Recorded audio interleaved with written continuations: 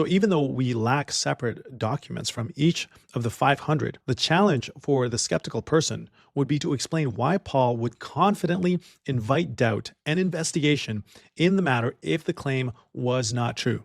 If it was fabricated, Paul would not say, hey, there's 500 witnesses. Go talk to some of them. It would be socially and public. It would be social suicide, right? For him to stand on a bold falsehood that could easily get debunked, checked, and discredited in that generation. But Paul was never discredited. He continued to write more.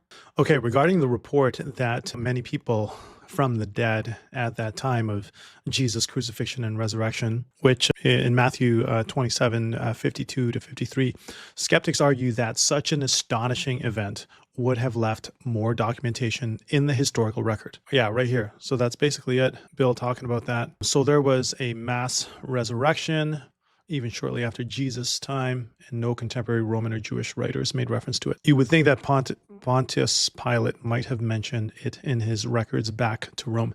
Okay, this is interesting because for many years, a lot of atheists were saying, oh, there is no Pontius Pilate, therefore the Bible is not a reliable historical document, and therefore Jesus never existed, therefore the Bible isn't true. And then we found evidence for Pontius Pilate, and now they're still using Pontius Pilate to try and discredit Jesus. So really my answer to that is we have to note that the Gospels are focused on Jesus' ministry. Jesus' ministry, his crucifixion, and his resurrection. The cameo events of other tombs opening might have been reported to illustrate this kind of cosmic supernatural dimension of this crucifixion moment, but the lack of external mentions of these resurrected saints can be explained, at least from a historical perspective, by recognizing that the event might have been fairly local or short-lived, and overshadowed by the primary event that Christians were proclaiming, Jesus' own resurrection.